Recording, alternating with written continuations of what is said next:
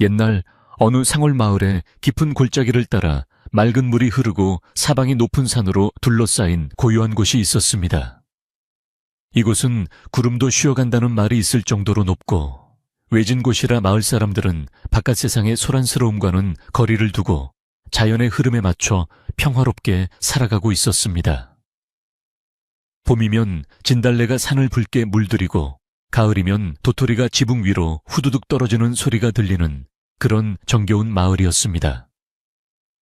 해가 지면 금세 어둠이 깔리고 집집마다 피어오르는 저녁 연기가 골짜기를 가득 메우면 사람들은 하루의 고단함을 내려놓고 따뜻한 아랫목에 모여 도란도란 이야기를 나누곤 했습니다. 이 평화로운 마을 한쪽 끝 상이슬개는 다 쓰러져가는 낡은 오두막집 한 채가 덩그러니 놓여 있었는데 그곳에는 만석이라는 이름의 나무꾼이 홀로 살고 있었습니다.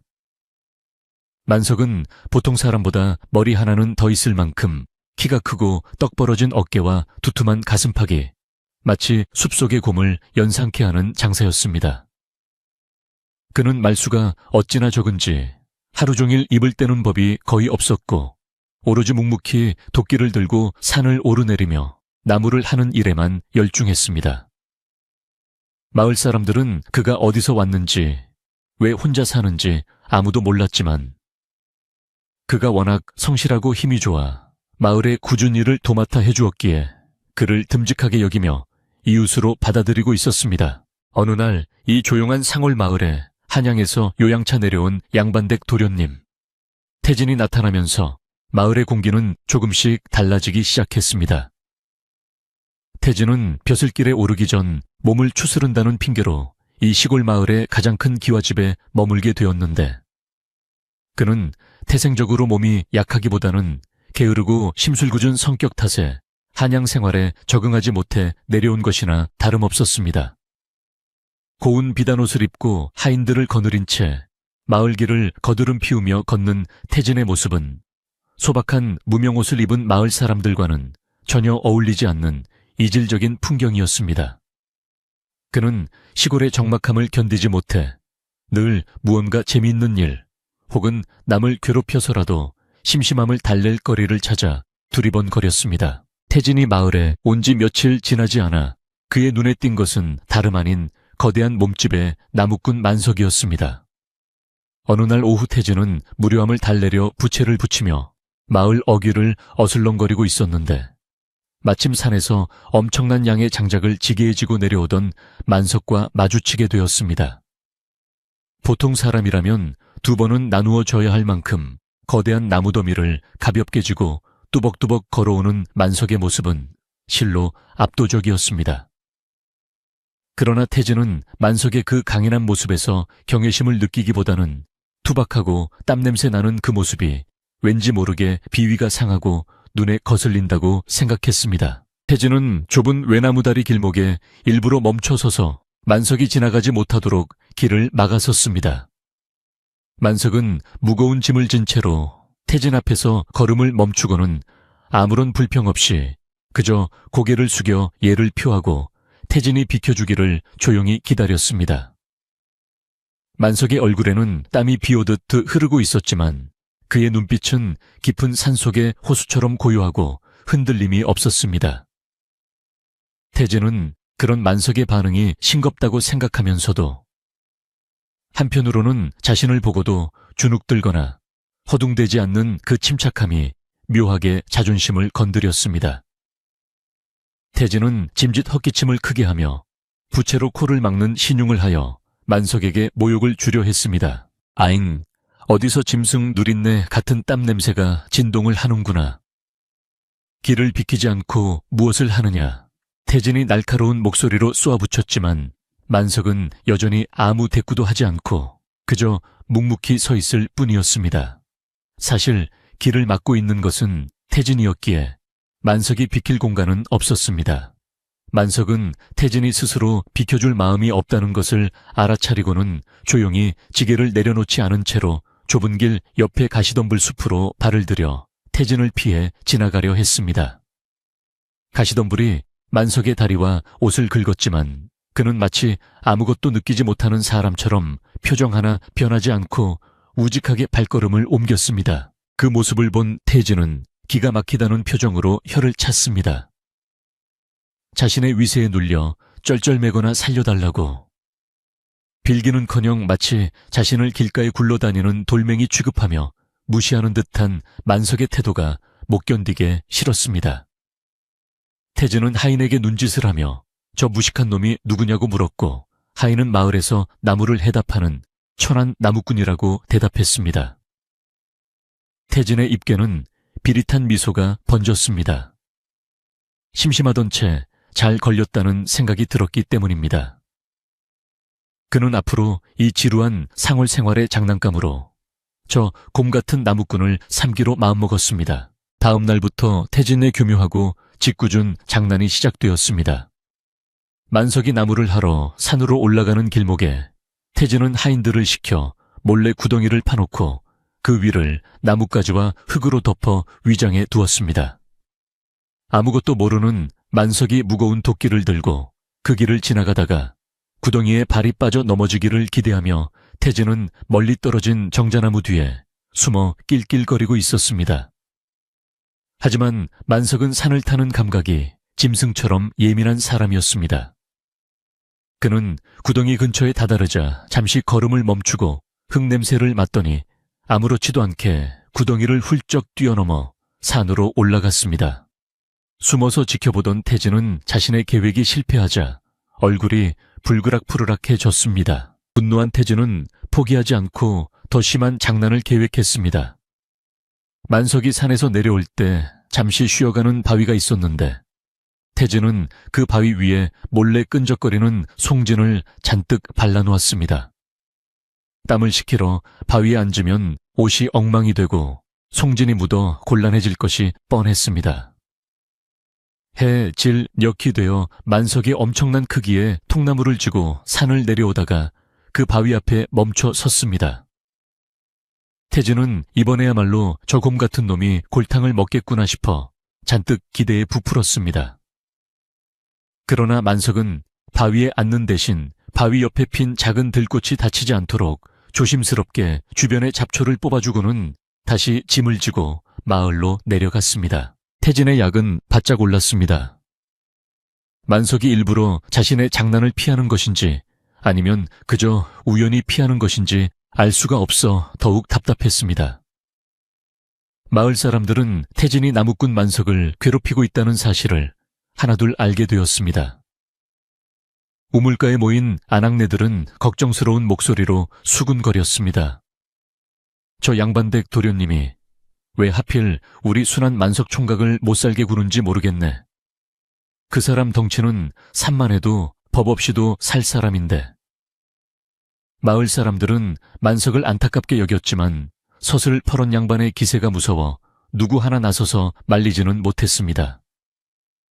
만석은 여전히 아무 일도 없다는 듯 묵묵히 자신의 일만 할 뿐이었습니다. 어느 날 장터가 열리는 날이었습니다. 만석은 자신이 해온 나무를 장터 한 구석에 쌓아놓고 팔고 있었습니다. 그의 나무는 화력이 좋고 단단하기로 소문이 나서 장이 서자마자 사람들이 몰려들었습니다. 그때 태진이 하인들을 이끌고 장터에 나타났습니다. 태진은 만석의 나무 더미 앞에 서서 지팡이로 나무들을 툭툭 치며 트집을 잡기 시작했습니다. 나무꼴이 이게 뭐냐? 썩은 나무를 해와서 양민들을 속여 파는 것이 아니냐. 태진의 큰 목소리에 장터를 오가던 사람들의 시선이 집중되었습니다. 만석은 조용히 고개를 숙이며 가장 좋은 참나무로만 골라 해온 것입니다. 라고 작게 대답했습니다. 태진은 만석의 대답이 건방지다며 소리를 질렀습니다.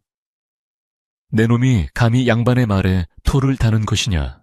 내 눈에는 썩은 나무로 보이는데 내 놈 눈에는 금덩이로라도 보인단 말이냐. 태진은 억지를 부리며 하인들에게 명하여 만석이 곱게 쌓아놓은 나무단을 모조리 무너뜨리게 했습니다. 와르르 소리를 내며 나무들이 바닥으로 흩어졌고 주변 사람들은 놀라서 입을 다물었습니다. 만석은 흩어진 나무들을 바라보며 주먹을 꽉 쥐었지만 이내 깊은 숨을 내쉬며 주먹을 풀었습니다. 그는 말없이 허리를 굽혀 흩어진 나무들을 하나하나 다시 쌓기 시작했습니다. 그 모습은 너무나 처연하면서도 동시에 범접할 수 없는 단단함이 느껴졌습니다. 태진은 자신이 난장판을 만들었음에도 화를 내지 않는 만석을 보자 오히려 겁이 덜컥 났지만 그럴수록 자신의 지위를 이용하여 더 강하게 눌러야 한다고 생각했습니다. 그는 만석이 다시 쌓은 나무더미 위에 침을 뱉고는 이런 더러운 나무는 줘도 안 갖는다 라며 비웃음을 남기고 돌아섰습니다. 장터 사람들은 모두 숨을 죽이고 만석의 눈치를 살폈습니다. 저 정도 덩치의 사내라면 당장이라도 달려들어 양반 도련님을 요절낼 수도 있을 텐데 어찌 저리 참기만 하는지 의아해했습니다. 만석은 침이 묻은 나무를 자신의 옷소매로 쓱 닦아내고는 다시 묵묵히 자리를 지켰습니다. 그날 밤 만석은 오두막으로 돌아와 호롱불 아래 앉았습니다. 그의 거친 손에는 굳은 살이 박여 있었고 그날 낮에 겪은 모욕은 가슴속 깊은 곳에 묻어두었습니다. 그는 벽에 걸린 낡은 천을 물끄러미 바라보았습니다.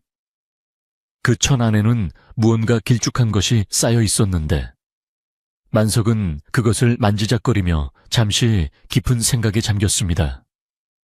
밖에서는 밤바람이 거세게 불어와 창호지 문을 덜컹거리게 했습니다. 만석은 참아야 한다. 나는 이제 그저 나무꾼일 뿐이다 라고 스스로에게 되뇌며 눈을 감았습니다. 그의 노운 뇌리에는 잊으려 애썼던 과거의 붉은 기억들이 스쳐 지나갔지만 그는 고개를 저어 그 기억들을 떨쳐냈습니다. 한편 기와집으로 돌아온 태진은 분이 풀리지 않아 잠을 이루지 못하고 있었습니다.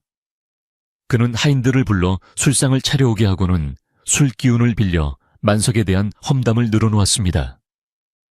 그놈 눈빛이 마음에 안 들어.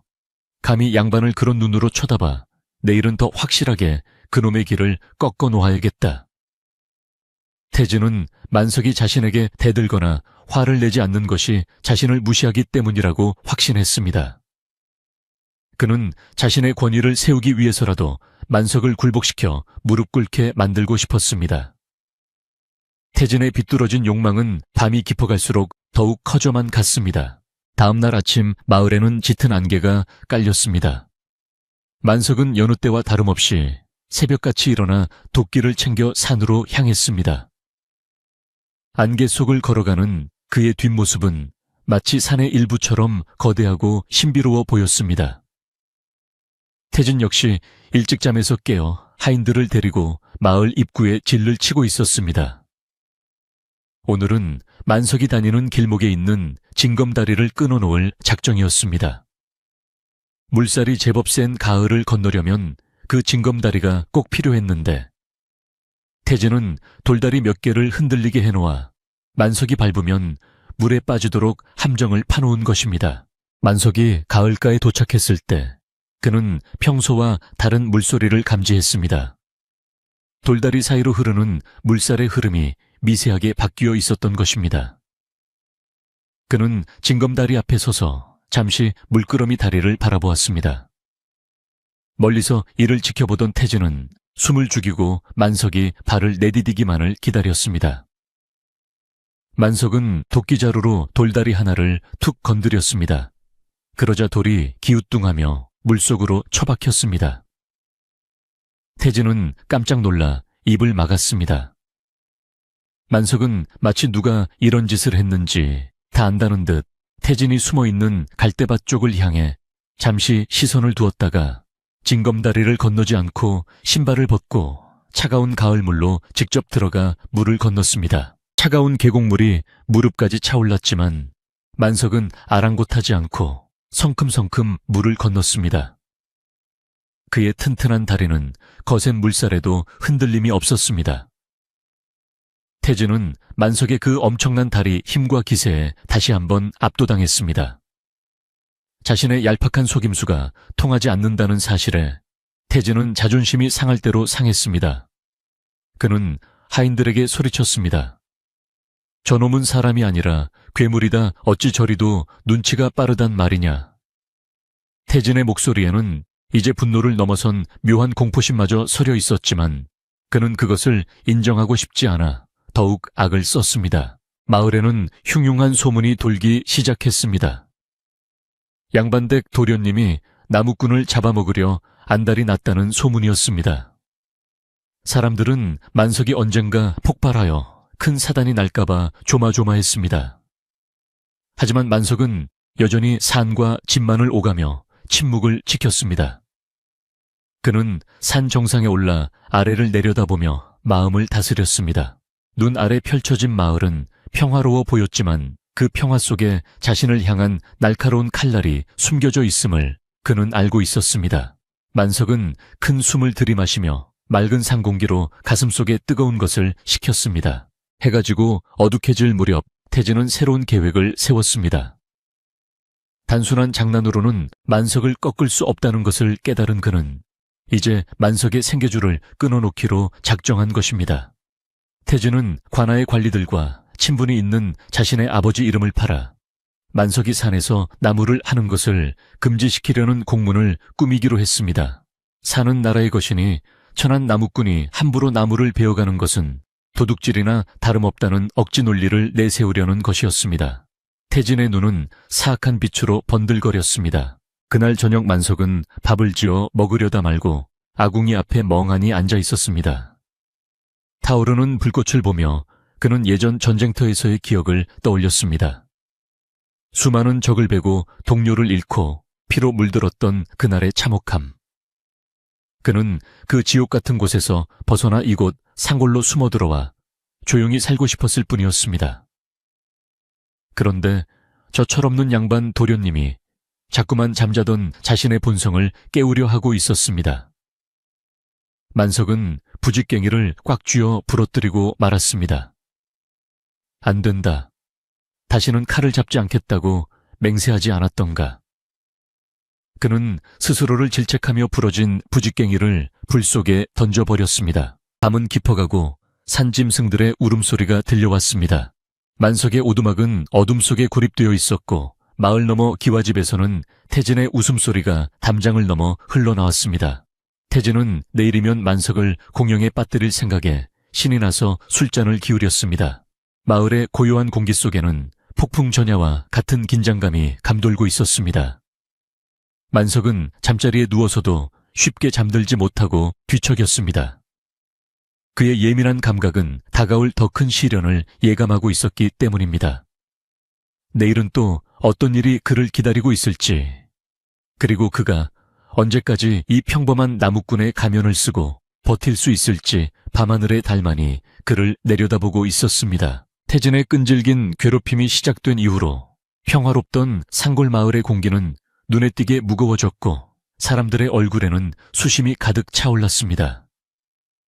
아침마다 산허리를 감싸며 피어오르는 물 한 개조차 예전처럼 신비롭게 보이지 않고 마치 마을에 닥칠 불길한 일을 예고하는 듯 으스스하게만 느껴졌습니다.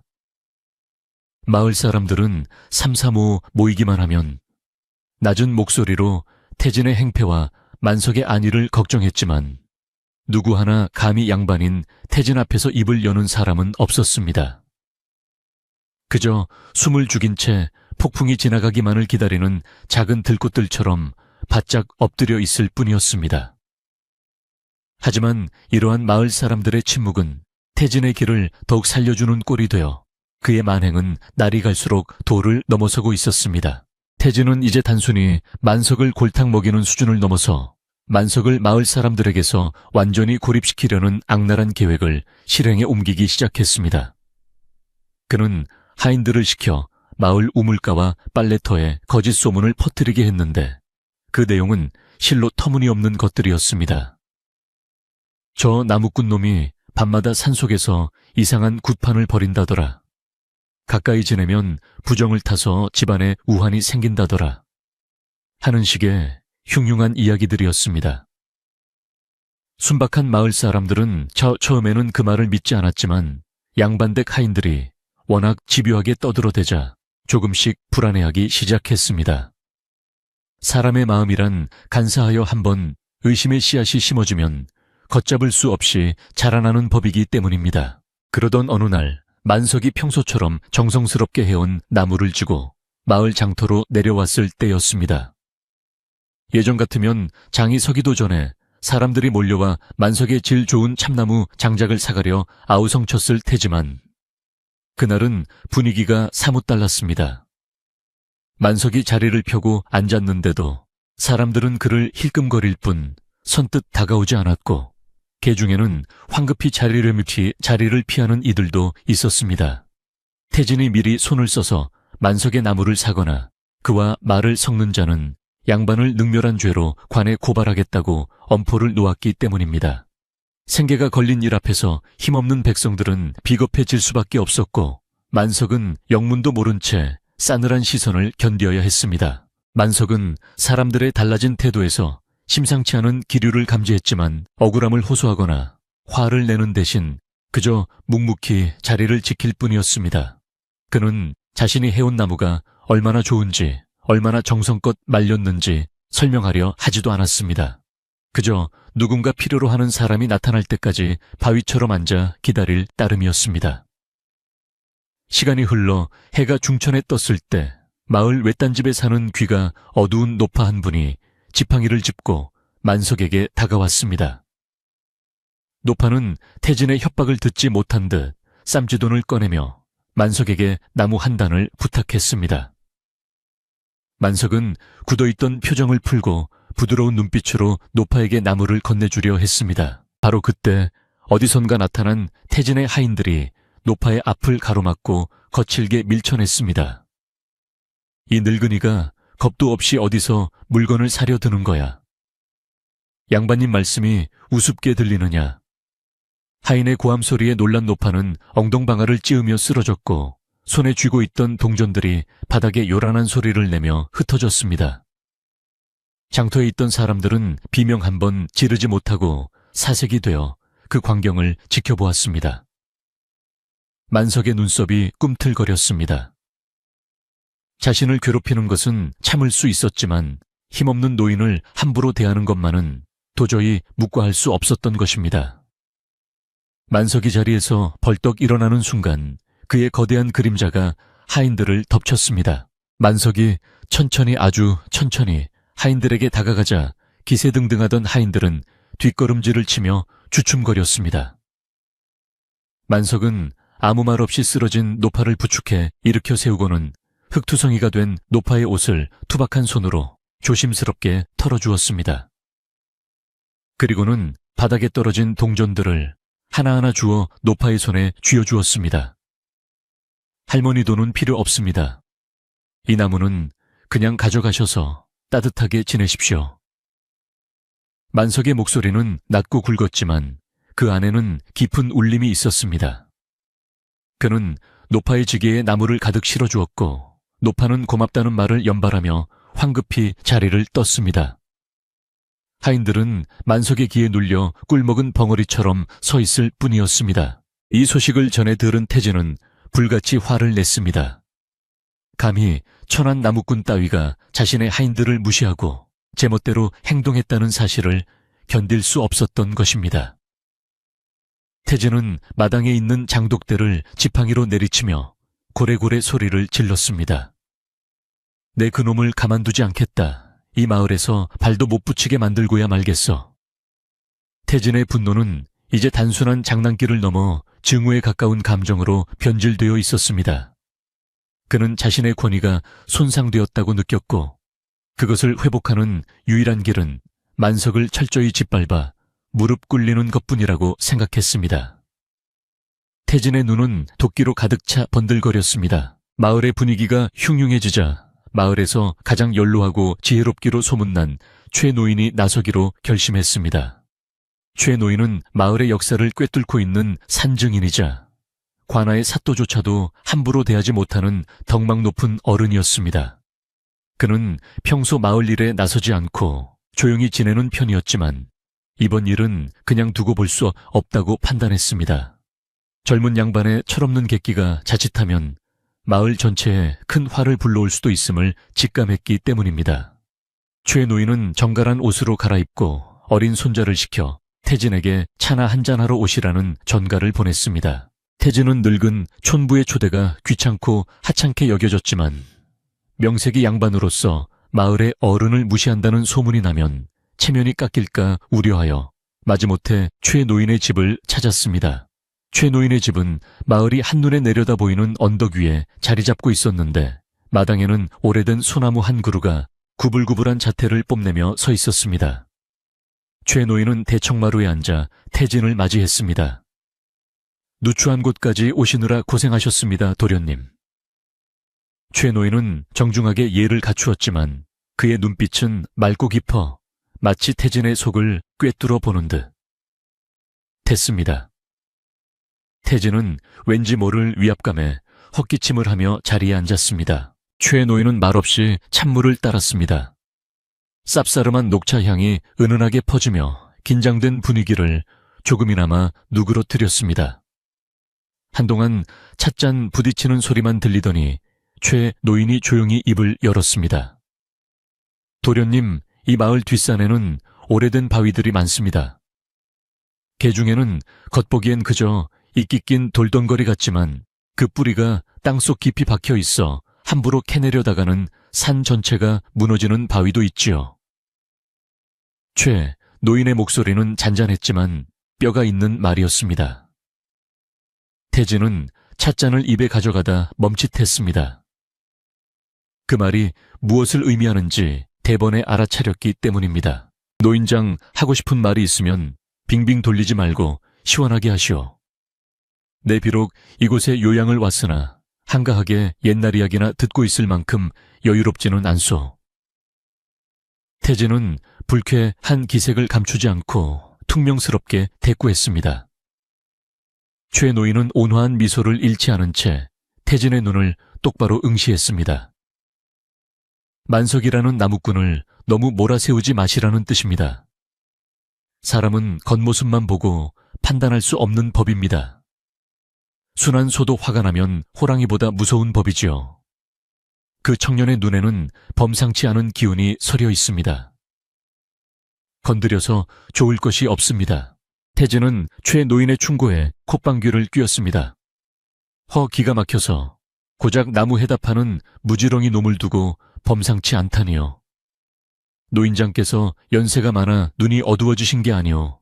내 눈에는 그저 덩치만 큰 미련한 곰으로 보이던데. 태진은 찻잔을 탁 소리나게 내려놓으며 비웃었습니다. 그는 자신의 판단이 틀릴 리 없다고 확신했고 시골 노인네의 과장된 걱정을 듣는 것이 시간 낭비라고 생각했습니다. 태진에게 만석은 그저 자신의 지루함을 달래줄 장난감이자 밟으면 밟히는 잡초 같은 존재일 뿐이었습니다. 최 노인은 혀를 차며 고개를 저었습니다. 도련님, 세상에는 건드려서는 안 될 것들이 있습니다. 잠자는 호랑이의 코털을 건드리면 반드시 피를 보게 됩니다. 부디 자중하시고 마을 사람들과 평화롭게 지내다가 돌아가시기를 바랍니다. 이것은 높아심에서 드리는 말씀이 아니라 인생을 먼저 산 사람으로서 드리는 간곡한 부탁입니다. 최 노인의 목소리에는 단호함이 배어 있었습니다. 그는 만석이 단순히 힘센 나무꾼이 아니라는 것을 그의 몸짓과 눈빛에서 느껴지는 절제된 기운을 통해 이미 짐작하고 있었던 것입니다. 하지만 태진의 귀에는 그저 낡은 잔소리로만 들릴 뿐이었습니다. 내 알아서 할 테니 걱정 마시오. 그리고 앞으로는 이런 쓸데없는 일로 오라가라 하지 마시오. 태진은 자리를 박차고 일어났습니다. 그는 기분이 몹시 상해 뒤도 돌아보지 않고 최 노인의 집을 빠져나갔습니다. 최 노인은 멀어지는 태진의 뒷모습을 바라보며 깊은 한숨을 내쉬었습니다. 젊은 혈기가 결국 화를 부르겠구나. 막으려 해도 막을 수 없는 운명이란 말인가. 소나무 가지가 바람에 흔들리며 우수수 소리를 냈습니다. 최 노인은 다가올 파란을 예감하며 찻잔에 남은 식은 차를 마셨습니다. 집으로 돌아오는 길에 태진은 분노를 사기지 못해 씩씩거렸습니다. 감히 시골 늙은이가 자신을 가르치려 들다니, 그리고 그 천한 나무꾼 편을 들다니 참을 수가 없었습니다. 두고 봐라. 내가 그놈의 정체를 낱낱이 밝혀내고 이 마을에서 완전히 매장시켜 버릴 테다. 그때 가서도 저 늙은이가 무슨 소리를 하는지 두고 보자. 태진은 이제 만석을 괴롭히는 것을 넘어 그를 파멸시키는 것을 목표로 삼게 되었습니다. 그의 비뚤어진 자존심은 걷잡을 수 없는 방향으로 치닫고 있었습니다. 그날 밤 마을에는 억수 같은 비가 쏟아졌습니다. 천둥과 번개가 밤하늘을 찢어 놓을 듯 요란하게 울려 퍼졌습니다. 만석은 빗소리를 들으며 오두막 한 구석에서 도끼날을 갈고 있었습니다. 슥슥 숫돌에 쇠가 갈리는 소리가 빗소리에 섞여 서늘하게 들려왔습니다. 만석은 도끼를 사용할 일이 없기를 바랐지만 본능적으로 다가오는 위협에 대비하고 있었습니다. 그의 머릿속에는 낮에 보았던 하인들의 거만한 표정과 쓰러진 노파의 모습이 떠나지 않았습니다. 참아야 한다. 참아야 한다. 그는 주문을 외우듯 되뇌었지만 가슴속 깊은 곳에서 뜨거운 불덩이가 치밀어 오르는 것을 느꼈습니다. 한편 태진은 자신의 방에서 하인들을 모아놓고 은밀한 작전을 지시하고 있었습니다. 내일은 내가 아끼는 비단 각근이 없어졌다고 소문을 내거라. 그리고 그 각근이 만석놈의 집에서 나오게 만들어야 한다. 태진은 비열한 미소를 지으며 하인에게 자신의 각근을 건네주었습니다. 그것은 억울한 누명을 씌워 만석을 관에 넘기려는 사악한 계략이었습니다. 하인들은 주인의 명령에 굽실거리며 각근을 받아들고 어둠 속으로 사라졌습니다.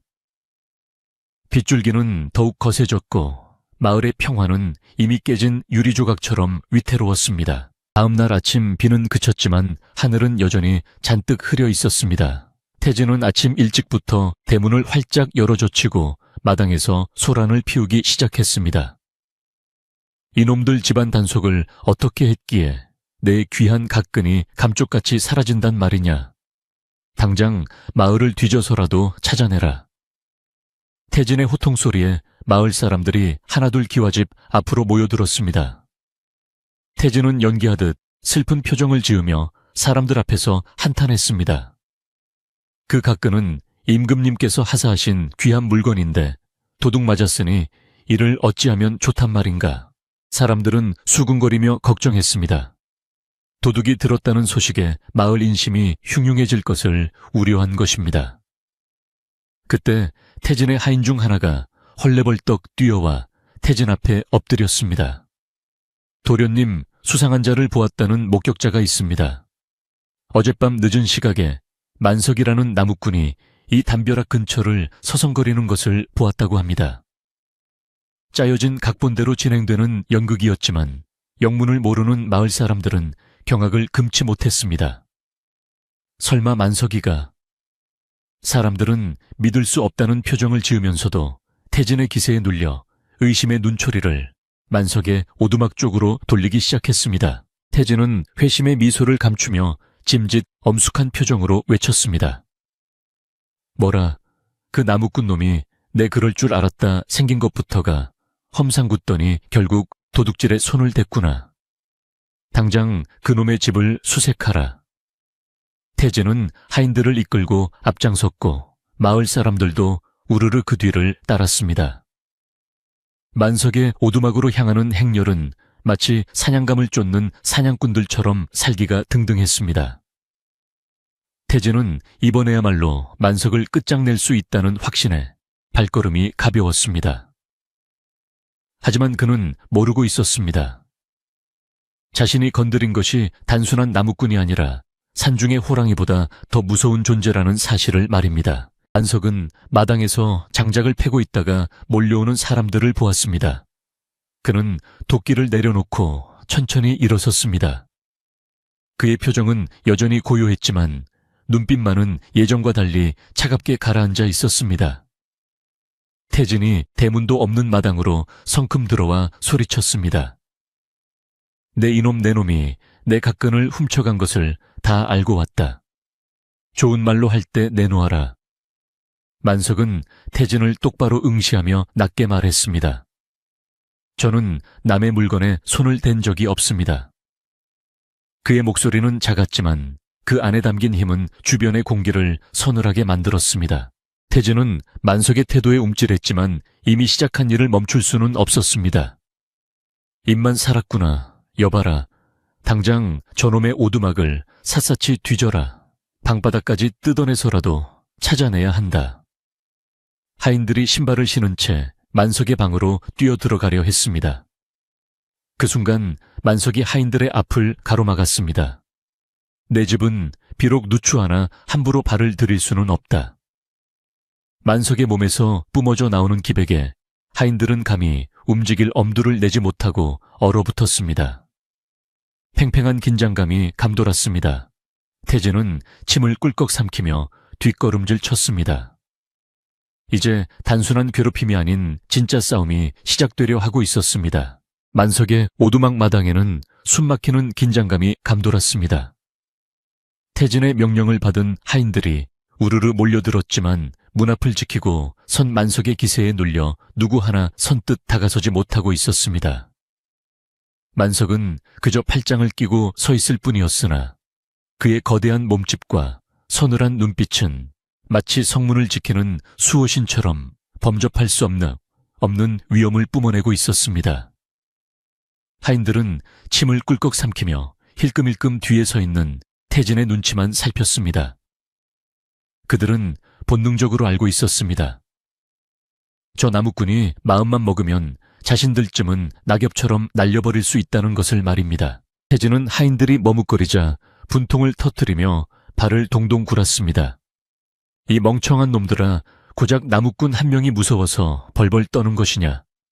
내 말이 말 같지 않느냐? 당장 저놈을 끌어내고 집을 뒤져라.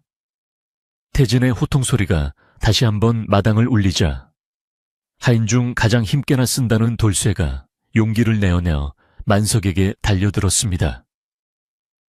비켜라 양반님, 명령이시다. 돌쇠가 만석의 어깨를 잡고 밀치려 했지만 만석은 마치 뿌리 깊은 거목처럼 미동도 하지 않았습니다. 오히려 돌쇠가 자신의 힘을 이기지 못하고 뒤로 튕겨나가 엉덩방아를 찍고 말았습니다. 돌쇠가 나뒹구는 모습을 본 다른 하인들은 더욱 겁을 먹고 뒷걸음질 쳤습니다. 만석은 낮지만 단호한 목소리로 다시 한번 경고했습니다. 죄 없는 사람의 집에 함부로 들어올 수 없습니다. 돌아가십시오. 그의 목소리에는 분노보다는 깊은 탄식과 절제가 담겨 있었습니다. 그는 자신이 힘을 쓰면 이들이 다칠 것을 알기에 최대한 참고 있었던 것입니다. 하지만 태진에게는 그런 만석의 배려가 도리어 반항과 모욕으로 느껴졌습니다. 태진의 얼굴은 불그락푸르락해져서 터질 것만 같았습니다. 저 건방진 놈이 관에 고발하여 내 놈을 반역죄로 다스리게 할 것이다. 상황이 험악해지자 태진은 미리 짜놓은 각본대로 움직이기로 했습니다. 그는 눈짓으로 가장 날쌘 하인인 칠성이에게 신호를 보냈습니다.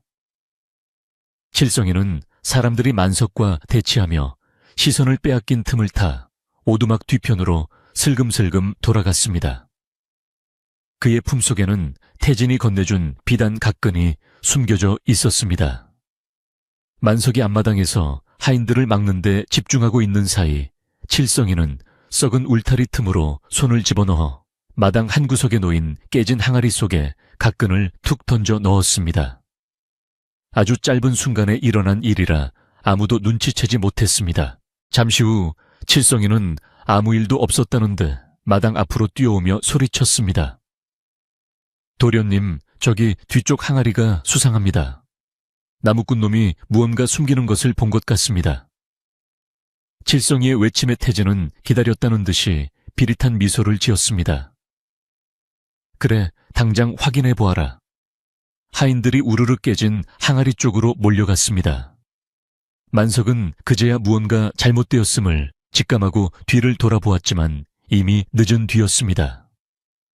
하인 하나가 항아리 속에서 화려한 비단 각근을 꺼내 높이 쳐들었습니다. 찾았습니다. 여기 도련님의 각근이 있습니다. 마을 사람들은 경악을 금치 못했습니다. 세상에 정말 만석이가 훔친 건가? 아니야, 만석이는 그럴 사람이 아니야. 뭔가 잘못된 거야. 웅성거리는 소리가 파도처럼 퍼져 나갔습니다. 태진은 의기양양하게 앞으로 나서며 각근을 낚아챘습니다. 보아라, 증거가 이렇게 명백한데도 발뺌할 테냐. 내 놈 집 마당 항아리에서 내 물건이 나왔다. 이것이 도둑질이 아니고 무엇이냐. 태진은 승리감에 도취되어 만석의 코앞에서 삿대질을 해댔습니다. 만석은 각근을 쳐다보며 허탈한 표정을 지었습니다. 너무나 뻔하고 유치한 계략이었지만 물증이 나온 이상 변명은 통하지 않을 상황이었습니다. 만석은 억울함을 호소하며 길길이 날뛸 수도 있었지만 그러지 않았습니다. 그는 오히려 차분하게 가라앉은 눈으로 태진을 응시했습니다. 그 눈빛은 죄인의 것이 아니라 어리석은 중생을 내려다보는 부처의 눈빛과도 같았습니다. 도련님, 이 각근이 제 발로 걸어서 항아리에 들어갔겠습니까? 아니면 누군가가 몰래 넣었겠습니까? 하늘이 보고 땅이 알고 있습니다.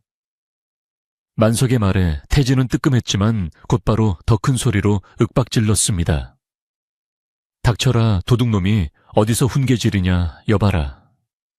당장 이놈을 포박하여 마을 광장으로 끌고 가라. 하인들이 밧줄을 들고 만석에게 다가왔습니다.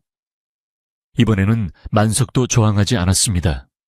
그가 힘으로 하인들을 제압하고 도망칠 수도 있었지만 그렇게 하면 영영 도망자 신세가 되어 자신의 과거가 세상에 드러날 것이 뻔했기 때문입니다. 만석은 순순히 두 손을 내밀었습니다. 굵은 밧줄이 그의 손목을 옥죄었지만 만석의 두꺼운 팔뚝에는 밧줄이 마치 실로라기처럼 가냘퍼 보였습니다. 만석은 묵묵히 걸음을 옮겼습니다. 그의 뒷모습은 죄인이라기보다는 고난의 길을 걷는 수도승처럼 비장해 보였습니다. 마을 사람들은 안타까운 마음에 발을 동동 구르며 그 뒤를 따랐습니다. 마을 광장 한가운데 있는 큰 느티나무 아래 만석이 무릎을 꿇려줬습니다. 태진은 의자에 거만하게 앉아 만석을 내려다보았습니다. 내 놈이 내 발 아래 무릎 꿇는 꼴을 내 기어코 보고야 마는구나. 태진은 흡족한 표정으로 부채를 폈다 접었다 했습니다. 그는 관의 정식으로 넘기기 전에 마을 사람들 앞에서 만석에게 공개적으로 망신을 주고 매질을 하여 자신의 위엄을 세우려 했습니다. 이놈의 죄를 물어 곤장을 칠 것이다. 몽둥이를 가져오라. 하인들이 굵은 몽둥이를 들고 만석의 등 뒤에 섰습니다. 그때 마을 어귀 쪽에서 뽀얀 흙먼지가 피어오르며 요란한 말발굽 소리가 들려왔습니다. 길을 비켜라. 암행어사 출두시다. 우렁찬 외침과 함께 말을 탄 광운들이 마을로 들이닥쳤습니다. 마을은 순식간에 아수라장이 되었습니다. 사람들은 암행어사 감찰사 나리 하며 혼비백산하여 길을 텄습니다. 태진도 깜짝 놀라 자리에서 벌떡 일어났습니다. 한양에서 내려온 높은 벼슬아치가 이 시골 마을까지 오다니 예상치 못한 일이었습니다. 하지만 태진은 곧 이 상황을 이용하기로 마음먹었습니다. 잘됐다. 감찰사에게 이 도둑놈을 직접 고발하면 내 공도 세우고 놈을 더 확실하게 처벌할 수 있겠구나. 말발굽 소리가 잦아들고 화려한 관복을 입은 감찰사가 위풍당당하게 말에서 내렸습니다. 그의 뒤로는 창과 칼을 든 포졸들이 도열해 있어 위압감을 주었습니다. 감찰사는 날카로운 눈매로 마을 광장의 풍경을 훑어보았습니다. 묶여있는 만석과 몽둥이를 든 하인들, 그리고 거만하게 서 있는 태진의 모습이 한눈에 들어왔습니다. 태진은 옷매무새를 가다듬고 짐짓 점잖은 척하며 감찰사 앞으로 나아가 깊숙이 허리를 숙였습니다. 소인은 한양에서 요양 온 이 진사댁 아들 태진이라 하옵니다. 먼 길 오시느라 고생이 많으십니다. 감찰사는 태진을 차갑게 내려다보며 물었습니다. 마을 분위기가 어수선하구나. 저기 묶여있는 자는 누구이며 무슨 죄를 지었느냐. 태진은 기회다 싶어 침을 튀기며 설명하기 시작했습니다. 예의 나리, 저놈은 이 마을의 나무꾼인데 천한 신분으로 감히 양반인 제 물건을 탐하고 훔친 파렴치한 도둑입니다. 증거물도 확보하여 막 벌을 주려던 참이었습니다. 날이 깨서 오셨으니 부디 국법의 엄중함을 보여주십시오. 태진은 각근을 흔들어 보이며 만석을 흉악한 범죄자로 몰아갔습니다. 감찰사의 시선이 천천히 만석에게로 옮겨갔습니다. 만석은 고개를 숙인 채 말이 없었습니다. 그의 헝클어진 머리카락 사이로 땀방울이 떨어지고 있었고 흙투성이가 된 무명옷은 초라하기 그지없었습니다. 그러나 감찰사는 만석의 겉모습이 아닌 그가 뿜어내는 기이한 침묵에 주목했습니다. 보통의 죄인이라면 살려달라고 빌거나 억울하다고 소리칠 텐데 저 사내는 마치 바위처럼 미동도 하지 않고 있었기 때문입니다. 감찰사는 태진의 말을 듣는 둥 마는 둥 하며 천천히 만석 쪽으로 발걸음을 옮겼습니다. 뚜벅뚜벅 발자국 소리가 광장에 정막을 가져왔습니다. 만석은 누군가가 자신에게 다가오는 것을 느꼈지만 고개를 들지 않았습니다. 그는 이제 모든 것을 체념하고 어떤 벌이든 다게 받을 각오를 하고 있었습니다. 하지만 그 순간 만석의 귓가에 들려오는 발자국 소리가 어딘가 낯익었습니다. 규칙적이고 절도 있는 그 걸음걸이는 과거 전장에서 수없이 들었던 군인의 걸음이었습니다. 만석의 심장이 쿵쿵 뛰기 시작했습니다. 그는 아주 천천히 고개를 들어 다가오는 사람의 얼굴을 확인하려 했습니다. 햇살이 눈부셔 처음에는 실루엣만 보였지만 점차 감찰사의 얼굴이 선명하게 드러났습니다. 감찰사는 만석의 바로 앞까지 와서 걸음을 멈추었습니다. 그는 만석의 얼굴을 자세히 들여다보더니 순간 숨을 들이켰습니다.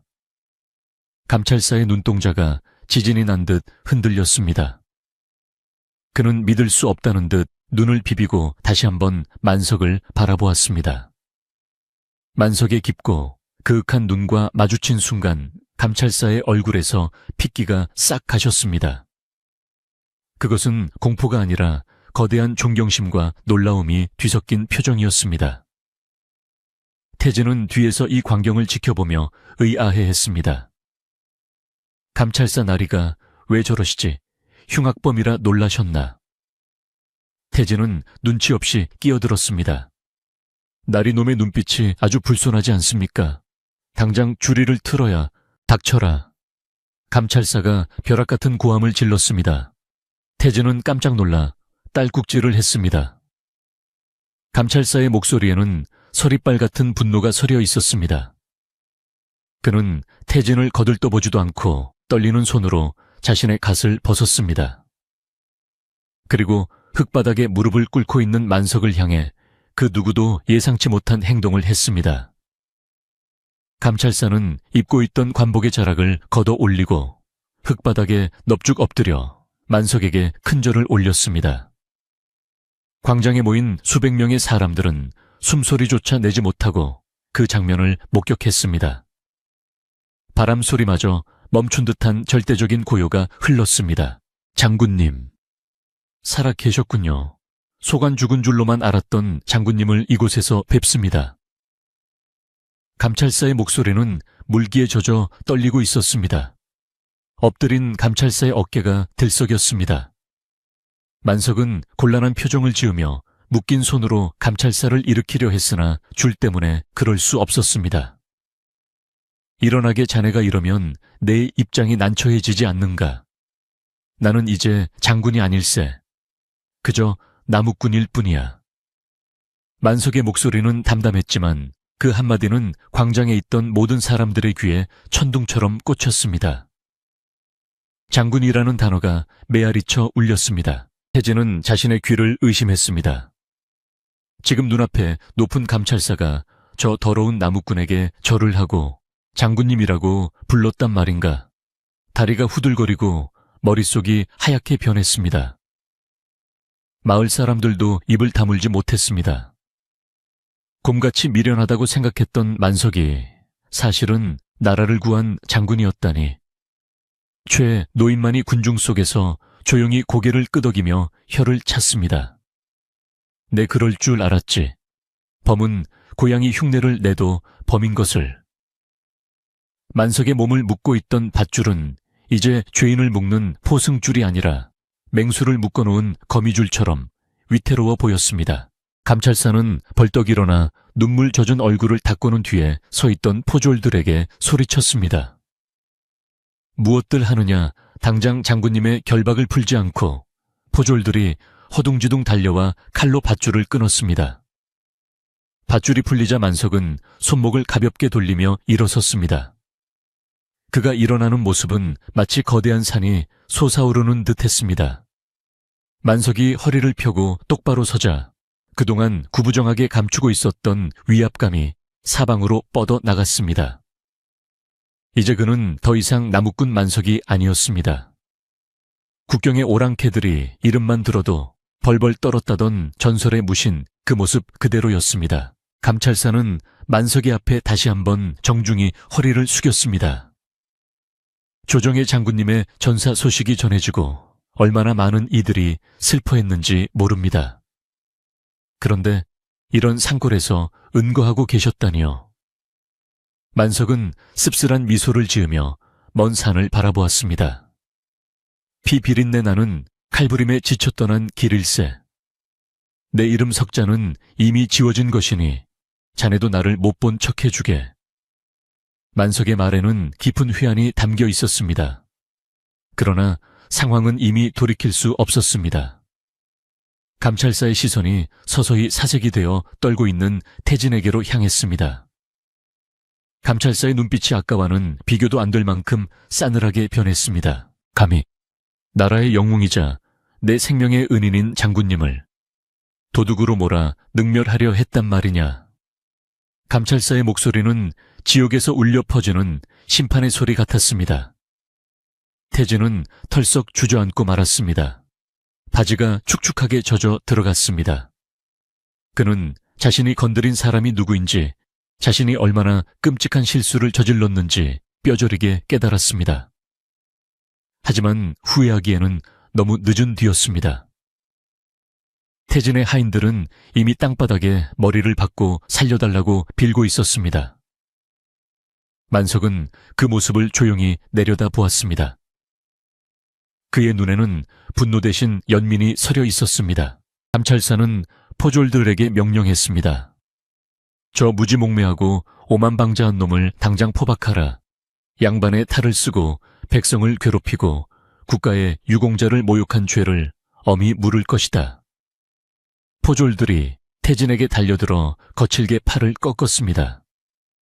태진은 비명 한 번 제대로 지르지 못하고 제압당했습니다. 장군님, 아니 만석, 아니 대감마님, 제가 죽을 죄를 지었습니다. 한 번만 용서해 주십시오.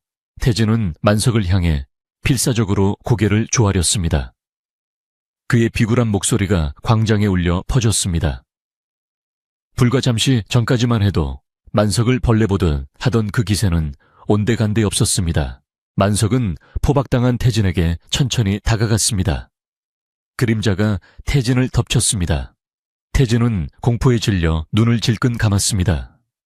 만석이 주먹을 쥘지 발로 찰지 알 수 없었기 때문입니다. 하지만 만석은 태진의 앞에 쭈그리고 앉아 태진의 눈높이를 맞추었습니다. 그리고는 낮고 굵은 목소리로 말했습니다. 도련님, 벼슬에 높고 낮음은 옷에 있는 것이 아니라 사람을 대하는 마음가짐에 있는 것입니다. 나무 한 그루, 풀 한 포기도 함부로 대하면 안 되거늘 하물며 사람을 이리 대해서야 쓰겠습니까? 만석의 꾸짖음은 매질보다 더 아프게 태진의 가슴을 찔렀습니다. 바람이 불어와 느티나무 잎사귀들을 흔들었습니다. 마을 사람들은 숨을 죽이고 이 극적인 반전을 지켜보았습니다. 만석의 정체가 드러나고 악인이 벌을 받는 이 순간 마을을 짓누르던 먹구름이 걷히고 햇살이 비치는 듯했습니다. 하지만 만석의 표정은 밝지만은 않았습니다. 자신의 평온했던 나무꾼 생활이 이제 끝났음을 직감했기 때문입니다. 그는 감찰사를 바라보며 조용히 말했습니다. 자네 내 청이 하나 있네. 감찰사는 즉시 대답했습니다. 무엇이든 말씀만 하십시오, 장군님. 만석은 잠시 뜸을 들이다가 입을 열었습니다.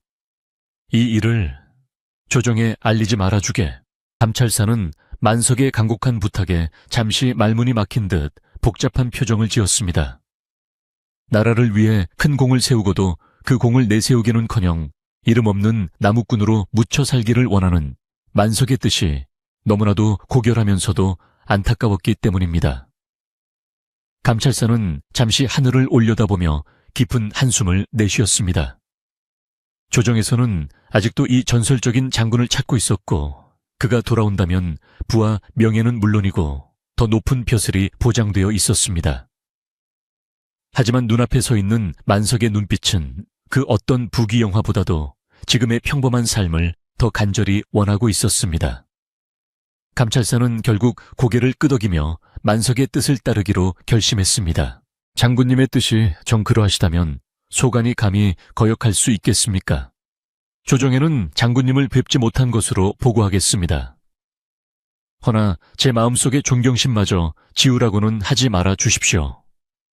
감찰사의 목소리는 떨렸지만 단호했습니다. 만석은 그제야 굳어있던 표정을 풀고 옅은 미소를 지었습니다. 두 사내 사이에는 말로 다 할 수 없는 깊은 신뢰와 이해가 오고 갔습니다. 그러나 이 훈훈한 분위기도 잠시 감찰사는 다시 서슬 퍼런 눈빛으로 태진을 내려다보았습니다. 만석의 정체는 덮어둘 수 있어도 양반의 지위를 이용해 무고한 백성을 괴롭힌 태진의 죄는 결코 묵과할 수 없었기 때문입니다. 네, 이놈 듣자 하니 내 놈이 심심풀이로 사람을 괴롭히고 급기야는 도둑 누명까지 씌워 한 사람의 인생을 망치려 들었다지. 이는 단순히 개인의 원한을 넘어 국법을 유린하고 민심을 어지럽힌 중죄이다. 감찰사의 호통이 광장에 쩌렁쩌렁 울렸습니다. 태진은 공포에 질려 입술이 파랗게 질린 채 덜덜 떨고 있었습니다. 그는 자신이 저지른 일이 이렇게 커질 줄은 꿈에도 몰랐습니다. 그저 시골 나무꾼 하나를 골탕 먹이는 장난이라고 생각했는데 그 상대가 나라의 영웅이었고 자신은 이제 대역죄인 취급을 받게 된 것입니다. 태진은 땅바닥에 이마를 찌으며 변명을 늘어놓으려 했습니다. 날이 억울합니다. 저는 정말 제 가끈이 없어져서 찾으려 했을 뿐입니다. 저놈이 아니 장군님이 훔치지 않았다는 증거가 어디 있습니까? 제 하인이 항아리에서 찾아내지 않았습니까? 태진은 끝까지 자신의 잘못을 인정하지 않고 발악했습니다. 만석은 씁쓸한 표정으로 고개를 저었습니다. 감찰사는 코웃음을 치며 태진의 하인 중 가끈을 몰래 넣었던 칠성이를 지목했습니다. 저 자를 당장 문초하라. 눈빛이 흔들리고 식은땀을 흘리는 꼴을 보니 무언가 숨기고 있는 게 분명하다. 포졸들이 칠성이를 끌어내어 무릎을 꿇렸습니다. 칠성이는 감찰사의 위세에 눌려 금세 사실을 실토하고 말았습니다. 자, 잘못했습니다. 나리 도련님께서 시키셔서 제가 몰래 항아리에 넣었습니다. 죽을 죄를 지었습니다. 칠성이의 자백이 터져 나오자 광장은 순식간에 술렁거렸습니다. 마을 사람들은 분노에 차서 태진을 손가락질했습니다. 어쩜 저리 악독할 수가 있나. 우린 그것도 모르고 만석이를 의심했어. 태진은 얼굴이 사색이 되어 더 이상 변명조차 할 수 없게 되었습니다. 명백한 증거와 증인이 나온 이상 그는 빠져나갈 구멍이 없었습니다. 감찰사는 태진을 향해 엄중한 판결을 내렸습니다. 내 놈의 죄질이 극히 불량하고 반성의 기미가 없으니 곤장으로 다스린 후 한양으로 압송하여 내 아비에게 그 죄를 물을 것이다. 예치게리라. 포졸들이 태진을 형틀에 묶으려 하자 태진은 비명에 가까운 소리를 지르며 만석을 향해 손을 뻗었습니다. 장군님, 한 번만 살려주십시오. 제가 눈이 멀어 장군님을 알아보지 못했습니다. 제발 자비를 베풀어 주십시오. 태진의 비굴한 모습은 차마 눈뜨고 볼 수 없을 정도로 처참했습니다. 그때 만석이 조용히 손을 들어 포졸들을 제지했습니다. 잠시 멈추시오. 만석의 한마디에 모든 동작이 멈췄습니다. 만석은 천천히 태진에게 다가가 그를 내려다보았습니다. 만석의 눈에는 분노 대신 깊은 연민과 슬픔이 담겨 있었습니다. 그는 피를 보는 것에 신물이 난 사람이었습니다. 감찰사, 날이 이 자에게 매질을 하는 것은 제게 의미가 없습니다. 저는 그저 조용히 살고 싶을 뿐 누군가가 피 흘리는 것을 원치 않습니다. 만석의 말에 감찰사는 의아한 듯 물었습니다. 하지만 장군님, 이 자는 장군님을 모욕하고 죽음으로 몰아넣으려 했던 자입니다. 어찌 용서하려 하십니까? 만석은 고개를 저으며 대답했습니다. 용서가 아닙니다. 다만 폭력은 또 다른 폭력을 낳을 뿐입니다. 이 자가 스스로 죄를 깨닫고 이 마을을 떠나 다시는 나타나지 않게만 해주십시오. 그것으로 족합니다. 만석의 자비로운 처분에 마을 사람들은 감동하여 눈시울을 붉혔습니다. 감찰사는 만석의 깊은 뜻을 이해하고 고개를 숙였습니다. 장군님의 넓은 아량에 탄복할 따름입니다. 그리하도록 하겠습니다. 감찰사는 태진을 향해 차가운 목소리로 명했습니다. 들었느냐, 장군님의 자비로 내 놈은 목숨을 부지하고 매질을 면했다. 허나 이 마을에 더 이상 머물 자격은 없다. 당장 짐을 싸서 떠나거라. 만약 다시 한번 이 근처에 얼씬거린다면 그때는 국법으로 엄히 다스릴 것이다. 태진은 감격과 수치심이 뒤섞인 눈물을 흘리며 바닥에 머리를 찧었습니다. 감사합니다, 감사합니다. 평생 은혜를 잊지 않고 살겠습니다. 당장 떠나겠습니다. 태진은 하인들의 부축을 받으며 허둥지둥 기와 집으로 달려갔습니다. 그는 뒤도 돌아보지 않고 짐을 챙기게 했고 마을 사람들의 따가운 시선을 피해 도망치듯 마을을 빠져나갈 준비를 했습니다. 그 위세 등등하던 양반 도련님의 몰락은 순식간이었습니다. 마을 사람들은 태진이 사라지는 모습을 보며 10년 묵은 체증이 내려가는 듯한 시원함을 느꼈습니다. 하지만 동시에 그동안 만석을 오해하고 외면했던 자신들의 행동이 부끄러워 고개를 들지 못했습니다. 광장에는 묘한 정막이 흘렀습니다. 만석은 그런 마을 사람들의 마음을 이미 다 알고 있다는 듯 부드러운 표정으로 그들을 둘러보았습니다. 그때 어제 장터에서 만석의 도움을 받았던 노파가 지팡이를 짚고 앞으로 나왔습니다. 노파는 만석의 투박한 손을 잡고 눈물을 흘렸습니다. 아이고 만석아, 아니 장군님, 우리는 아무것도 모르고 그저 미안해서 어찌 살고. 노파의 진심 어린 사과에 다른 마을 사람들도 하나둘씩 용기를 내어 다가왔습니다. 만석이 자네 정말 미안하네. 우리가 어리석었어. 부디 용서하게. 사람들은 만석의 옷자락을 잡거나 어깨를 두드리며 사죄했습니다. 만석은 노파의 손을 따뜻하게 감싸주며 말했습니다. 어르신, 별 말씀을 다 하십니다. 저는 그저 나무꾼 만석일 뿐입니다. 예전처럼 편하게 대해 주십시오. 만석의 겸손한 태도에 마을 사람들은 더욱 감동했습니다.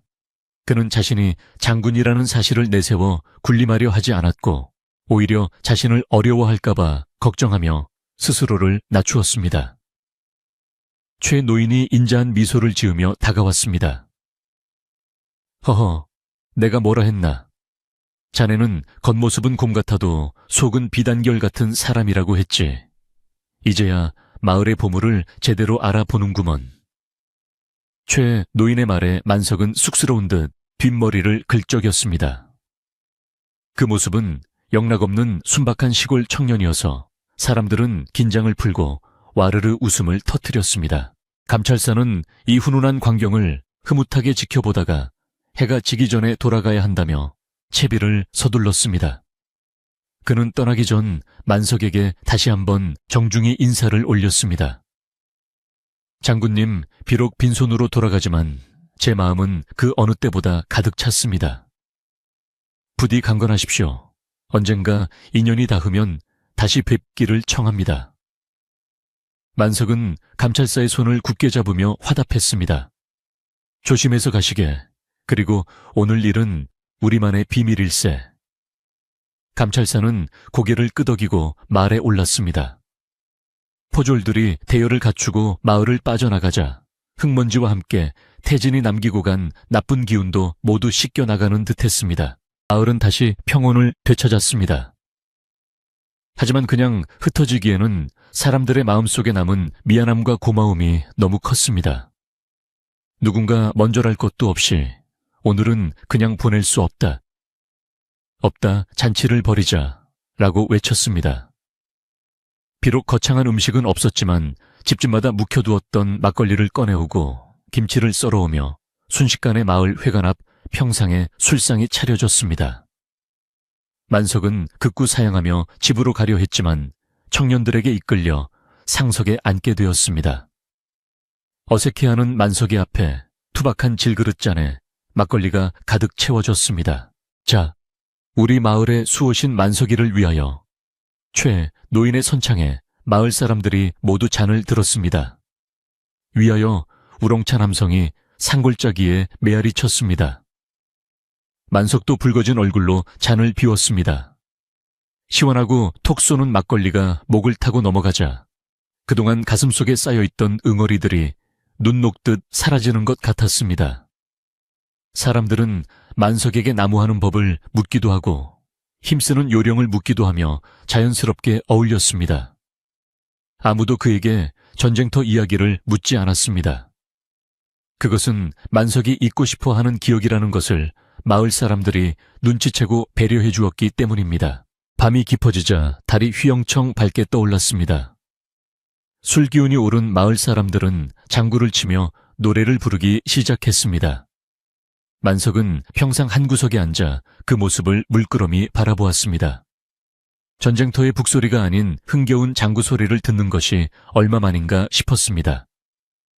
그의 옆으로 동네 아이들이 다가와 그의 거대한 팔뚝에 매달리며 장난을 쳤습니다.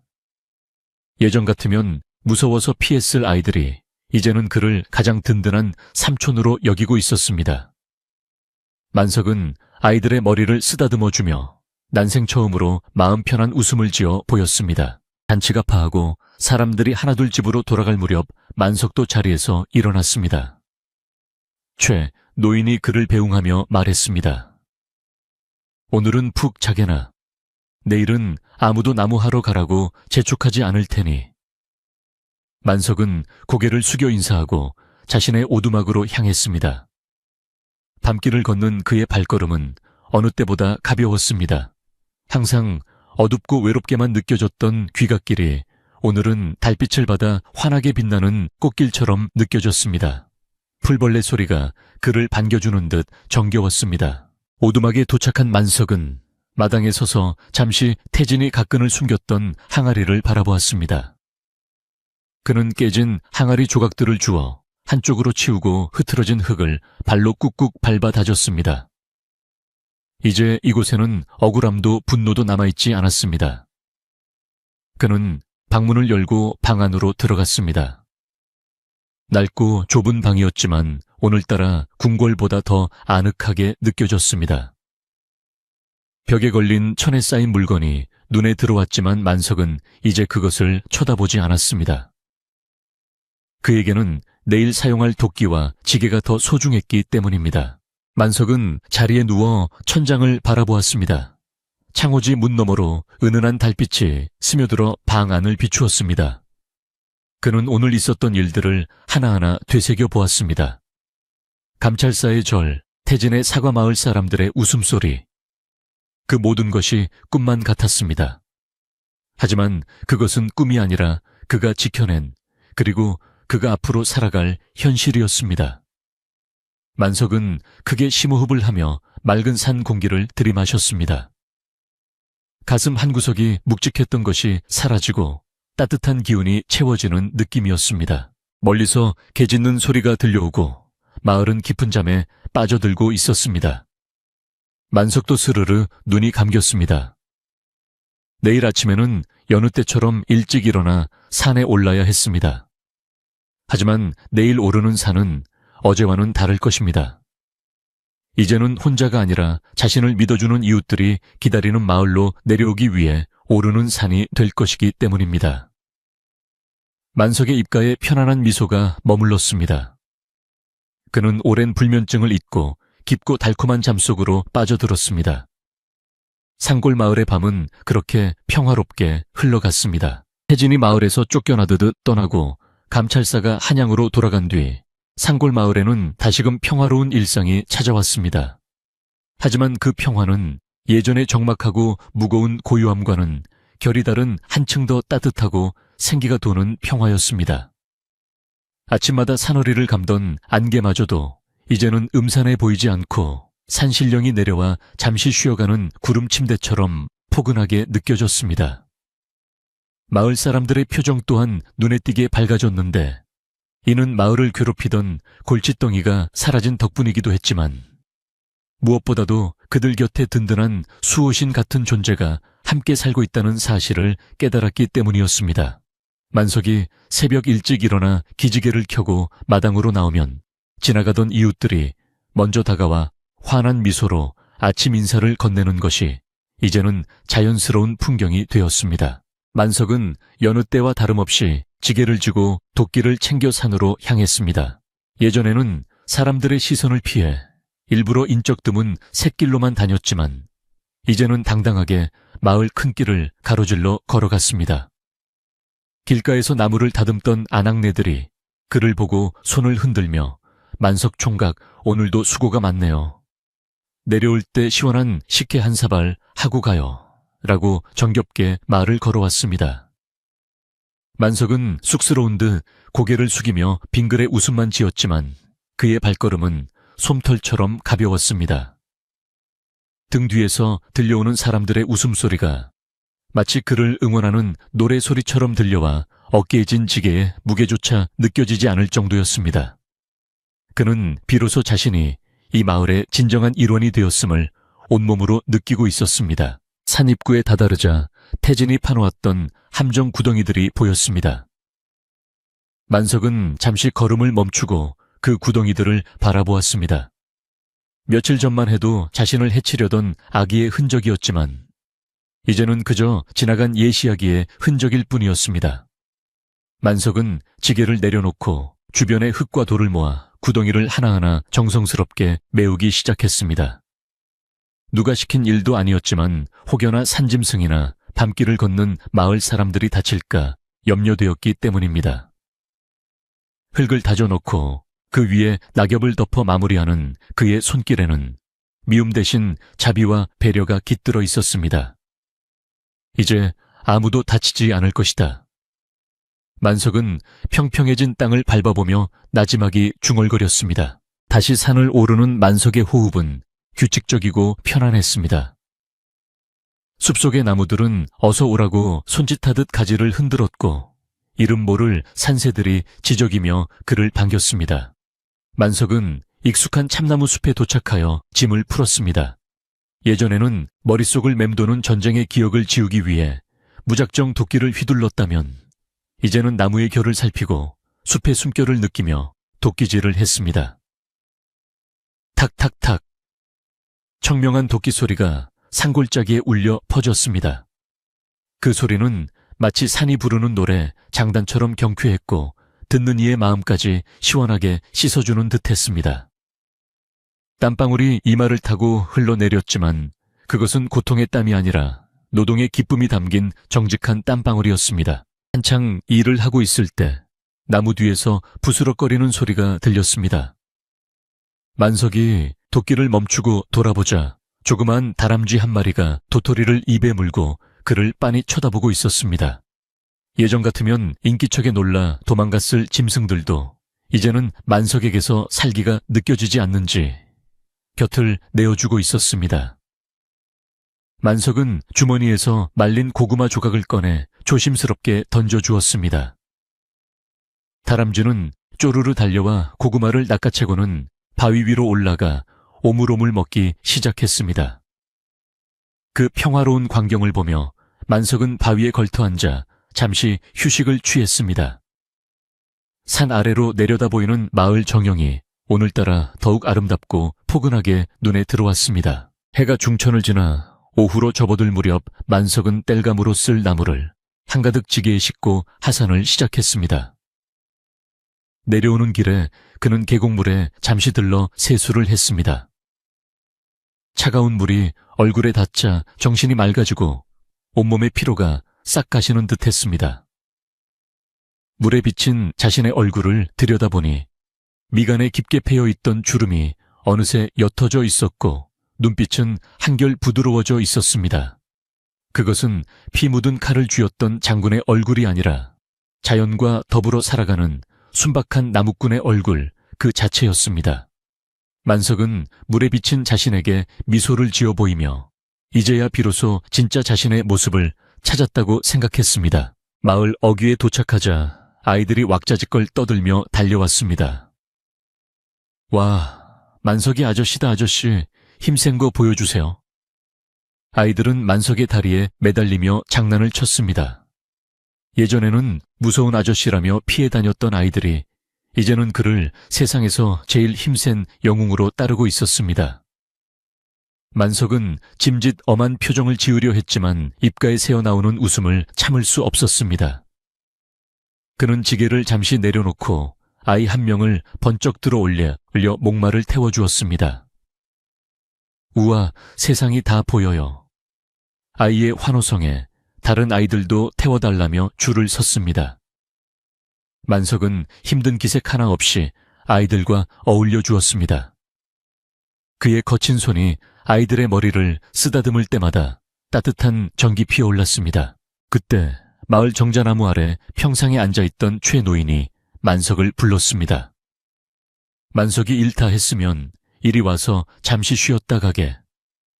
내 잔에 주려고 시원한 막걸리 한 사발 받아놓았네. 만석은 아이들을 돌려보내고 최 노인에게 다가갔습니다. 최 노인은 부채질을 하며 인자한 미소로 그를 맞이했습니다. 젊은 사람이 어찌 그리 쉼없이 일만 하는가. 이제 마음의 짐도 덜었으니 좀 더 여유를 가져도 되네. 최 노인은 투박한 질그릇 잔에 뽀얀 막걸리를 가득 부어주었습니다. 만석은 두 손으로 공손히 잔을 받아 단숨에 들이켰습니다. 톡 쏘는 맛과 함께 구수한 곡주향이 목을 타고 넘어가며 빈속을 든든하게 채워주었습니다. 어르신 덕분에 마을이 평안해졌습니다. 제가 외지인이라 배척당할 수도 있었는데 어르신께서 감싸주신 덕분입니다.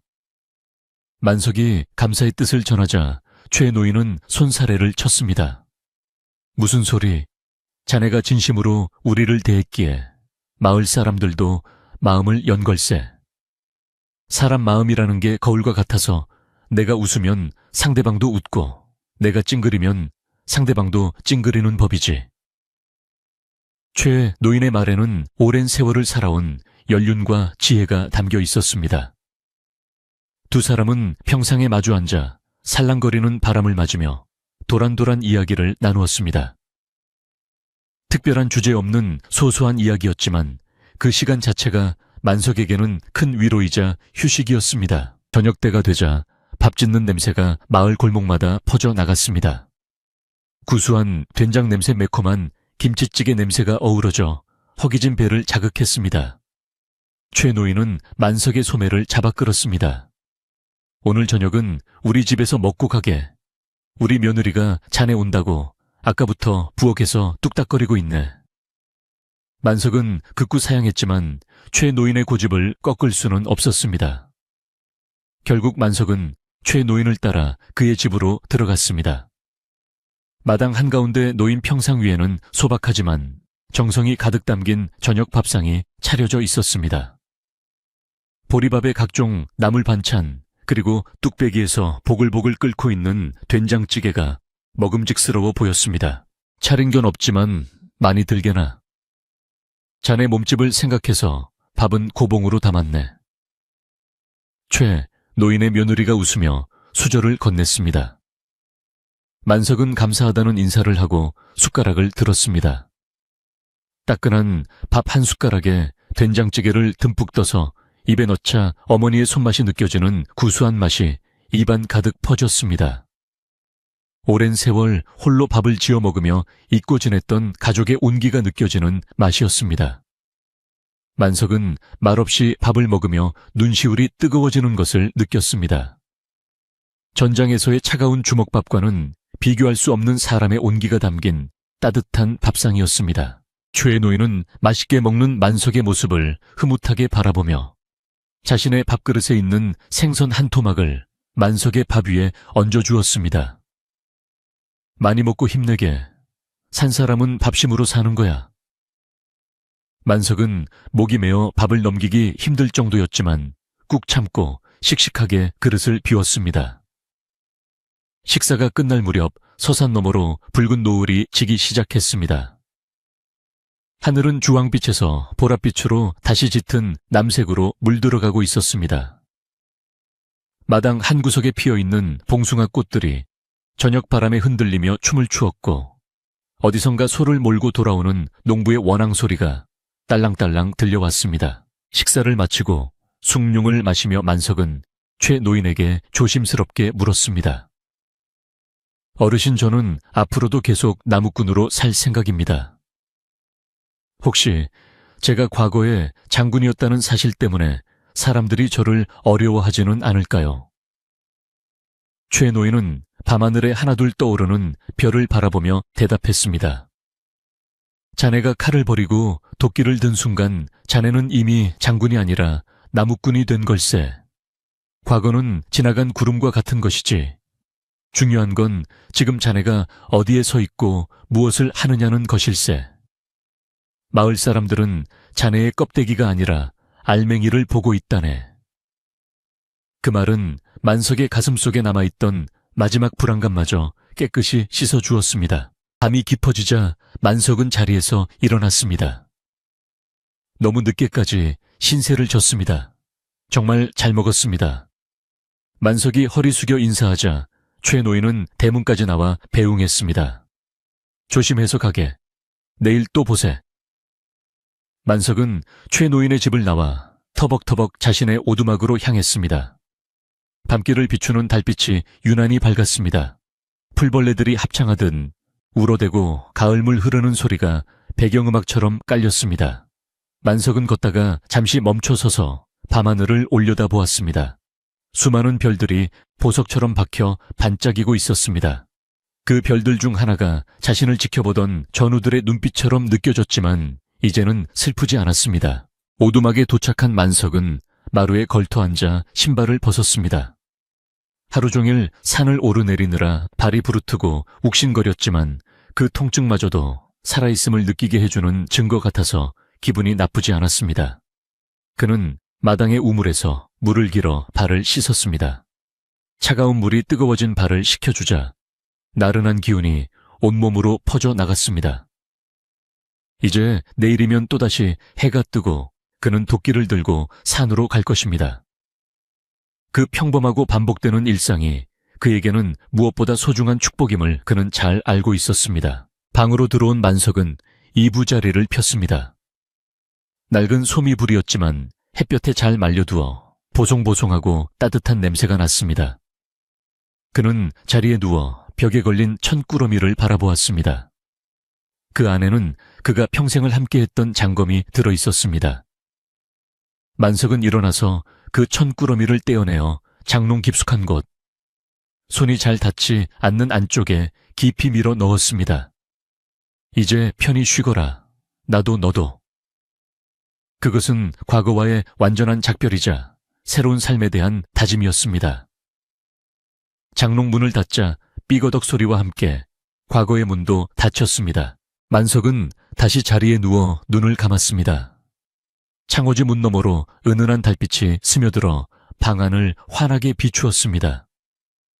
밖에서는 밤바람이 대나무 숲을 지나며 사각거리는 소리를 냈습니다.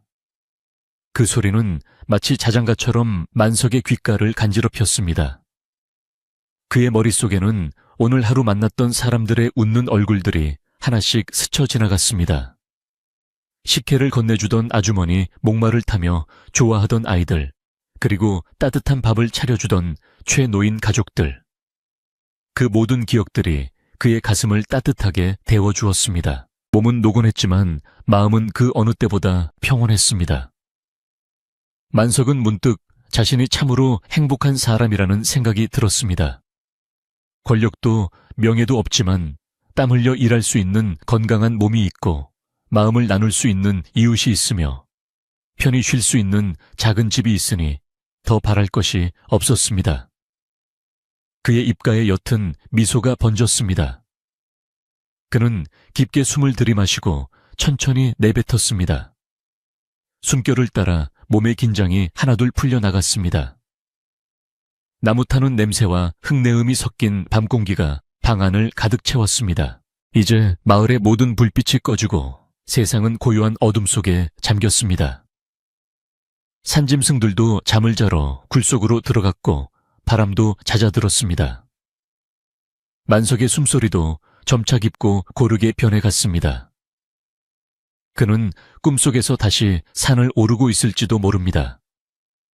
그곳에는 더 이상 함정도 괴롭힘도 없고 오직 푸른 나무와 맑은 물, 그리고 평화만이 가득할 것입니다. 나무꾼의 과거를 모른 채 괴롭혔던 철없는 도련님은 사라졌고 마을에는 따뜻한 전설 같은 이야기 하나가 새로 쓰였습니다. 밤은 깊어가고 이야기는 여기서 끝을 맺습니다. 여러분의 마음속에도 만석이 찾은 평화가 깃들기를 바랍니다.